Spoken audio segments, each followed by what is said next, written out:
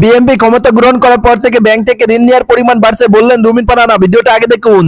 মাননীয় স্পিকার, নতুন সরকার ক্ষমতা গ্রহণের পর থেকে ব্যাংক থেকে ঋণ নেওয়ার পরিমাণ ক্রমাগতই বাড়ছে। ট্যাক্স জিডিপি যেটা আমরা রেখে এসেছিলাম অনেক উপরে, সেটা বিগত সরকারগুলো কমিয়ে কমিয়ে সাথে নিচে নেমে আসছে। আবার এটা আমরা যেখানে রেখে আসছিলাম ওখানে তুলতে হলে মাননীয় স্পিকার একটু সময় দিতে হবে, কিন্তু বিএনপি সরকার সেই কাজটা ভালোভাবে সম্পন্ন করবে, আমি আপনাকে নিশ্চিতভাবে বলতে পারি। মাননীয় সদস্য রুমিন ফারহানা একটি সম্পূরক প্রশ্ন করতে পারেন। মাননীয় স্পিকার, আপনাকে ধন্যবাদ। মাননীয় স্পিকার, নতুন সরকার ক্ষমতা গ্রহণের পর থেকে ব্যাংক থেকে ঋণ নেওয়ার পরিমাণ ক্রমাগতই বাড়ছে। ক্ষমতা গ্রহণের মাত্র 52 দিনে ব্যাংক থেকে 44,500 কোটি টাকা ঋণ নিয়েছে বর্তমান সরকার।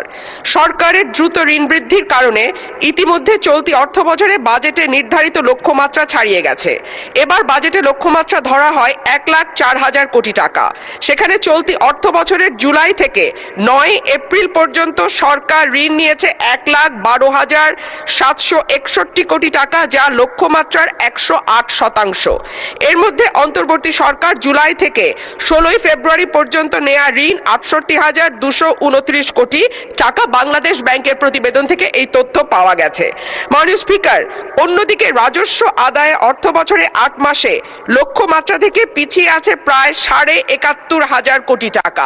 মাননীয় স্পিকার, আপনার মাধ্যমে মাননীয় মন্ত্রী মহোদয়ের কাছে আমার প্রশ্ন, আমরা রাজস্ব বাড়ানোর ক্ষেত্রে এবার নতুন কোনো পরিকল্পনা নিচ্ছি কিনা, করের আওতা বাড়ানো হচ্ছে কিনা এবং হলে সেটি কিভাবে? ধন্যবাদ মাননীয় স্পিকার। মাননীয় মন্ত্রী। ধন্যবাদ মাননীয় স্পিকার। যে ঋণের কথা বলা হচ্ছে সেটা মূলত বিগত আমরা কিন্তু ফেব্রুয়ারি থেকে এখন পর্যন্ত মাত্র 2 মাস এর মতো সরকারে এসছে, সুতরাং এটা ক্যারি ওভার হচ্ছে আগে থেকে, সুতরাং এই সংখ্যাটা এখানে বোধহয় প্রযোজ্য না, 1 নাম্বার।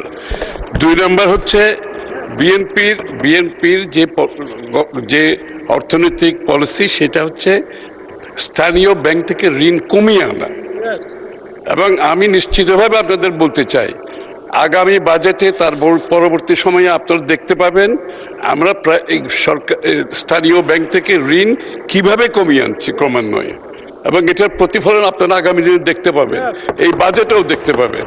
তো সুতরাং ঋণ যেটা বিগত দিনের তো অনেক লাইবিলিটি আমরা গ্রহণ করেছি, এখন আমি তো আগেই বলেছি ব্যবসা বাণিজ্যের যে অবস্থা, ট্যাক্স জিডিপির কথা যখন আপনি বলেন, আমি তো ব্যবসার অবস্থা এতক্ষণ ধরে আপনাদেরকে বললাম, যেখানে ব্যবসায়ীরা এক্সিস্টেন্সিয়াল থ্রেটে আছে, তো ব্যাংকের রিপেমেন্ট করতে পারছে না।